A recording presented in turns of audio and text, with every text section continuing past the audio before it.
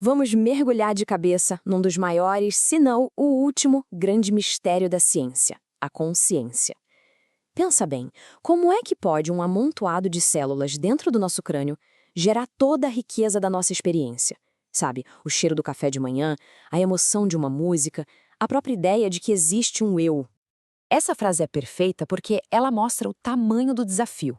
A gente está tentando conectar a dança microscópica dos nossos neurônios com as maiores perguntas sobre o nosso lugar no universo. A ideia aqui é que a mente não está só espelhando o mundo lá fora, sabe? Ela é a própria lente, o palco, a luz que revela o que é estar vivo. Ok, vamos direto ao ponto. Imagina um pôr do sol. A luz bate na retina, sinais elétricos correm pelo cérebro, a neurociência consegue mapear cada passinho desse processo. Mas aí, a mágica acontece. A pessoa sente a beleza, a paz, talvez uma nostalgia. Onde exatamente nesses sinais elétricos está o sentimento? Como que a atividade física vira experiência subjetiva? Essa é a pergunta de US$ 1 milhão. E essa pergunta, ela tem até um nome oficial. Foi o filósofo David Chalmers que a batizou de o problema difícil da consciência. E ele fez uma distinção que é crucial para a gente conseguir organizar todo esse debate. O que o Chalmers fez foi dividir o mistério em duas partes. De um lado, a gente tem os problemas fáceis. E olha, as aspas aqui são super importantes, porque de fáceis eles não têm nada. São sobre a mecânica, como o cérebro processa informação, como controla o comportamento, foca a atenção. São quebra-cabeças que a neurociência, devagarinho, está montando. Agora, o problema difícil é de outra categoria. Ele pergunta, por que toda essa mecânica vem acompanhada de uma experiência interna? Por que a gente não é só um robô biológico super sofisticado, processando dados sem sentir absolutamente nada?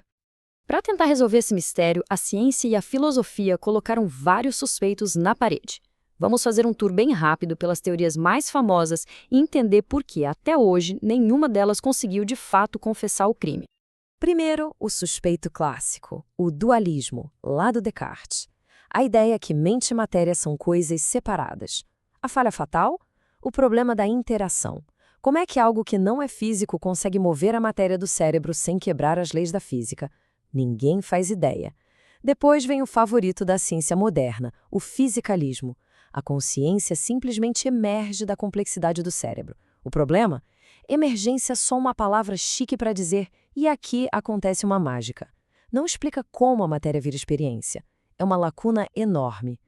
E por fim, as teorias quânticas, como a ORC-OR. Elas são ousadas, propõem que a consciência nasce de processos quânticos nos neurônios. Mas a maioria dos físicos diz que o cérebro é quente, úmido e barulhento demais para sustentar esses estados quânticos, que são super delicados. E com isso, a gente chega num beco sem saída. Todas as teorias principais, por mais inteligentes que sejam, não conseguem construir a ponte sobre essa grande lacuna entre o cérebro físico e a experiência subjetiva. O caso parece que esfriou. E quando um caso esfria, talvez seja porque a gente está procurando as pistas no lugar errado. Sabe, essa situação não é nova na história da ciência. No fim do século XIX, a física parecia praticamente resolvida. Lord Kelvin, um dos maiores físicos da época, chegou a dizer que só restavam duas pequenas nuvens no horizonte, uns probleminhas menores. Acontece que essas nuvens se transformaram nas tempestades da relatividade e da mecânica quântica que viraram nosso entendimento do universo de cabeça para baixo. A pergunta que fica é, será que a consciência é a nossa pequena nuvem de hoje? O que nos leva a uma pergunta bem radical. E se o problema não estiver na nossa biologia, mas na nossa física? E se, para entender a mente, a gente precisar de mais do que uma neurociência melhor, e sim de uma nova visão sobre a própria estrutura do universo? É exatamente aqui que surge uma pista nova, radicalmente diferente. Uma proposta, claro, especulativa, mas muito fascinante, chamada Teoria da Energia Informacional Psicoquântica, ou EIPQ. A premissa dela? Para preencher essa lacuna, a gente precisa adicionar uma peça totalmente nova ao quebra-cabeça da realidade. O primeiro postulado dessa teoria é um tal de campo psicoquântico. Pensa nele como o campo da gravidade ou campo eletromagnético. Ele estaria em todo lugar, preenchendo o tecido do espaço-tempo. Só que, em vez de mediar uma força como a gravidade, este campo estaria ligado a uma espécie de informação consciente fundamental. E todo campo que se preze tem a sua partícula, né? O campo eletromagnético tem o fóton, a partícula da luz. Bom, o campo psicoquântico teria o seu próprio quantum, o píciton.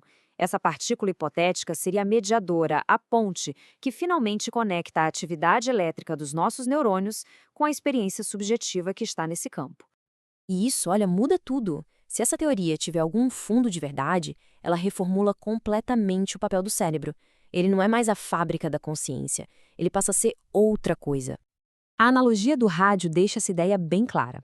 As ondas de rádio com música estão por toda a parte, agora mesmo. Mas a gente precisa de um aparelho para sintonizar. O rádio não cria a música, ele só capta e traduz em som. Nessa teoria, o campo psicoquântico é como se fossem essas ondas de rádio universais. E o nosso cérebro? Ele é um receptor biológico super sofisticado. Ele não cria a consciência do zero, ele a sintoniza, decodifica e transforma na nossa experiência individual. E se a gente olhar por esse ângulo, o problema difícil não é exatamente resolvido, ele meio que se dissolve. E as implicações dessa teoria são nossas, são cósmicas, literalmente. Ela sugere que a consciência não é algo que apareceu tarde na história, aqui na Terra, um acidente da evolução. Pelo contrário, ela seria uma propriedade fundamental do universo, presente desde o primeiríssimo instante. O Big Bang não teria sido só o começo da matéria e da energia, mas também a primeira faísca de excitação desse campo consciente universal. O que nos deixa com um pensamento final que dá até um nó na cabeça. Se a consciência é fundamental para o universo e nossos cérebros são apenas receptores, será que isso significa que cada pensamento, cada sentimento, cada pedacinho da nossa experiência subjetiva é de alguma forma um eco daquele primeiro instante do Big Bang? É uma pergunta para a gente ficar pensando.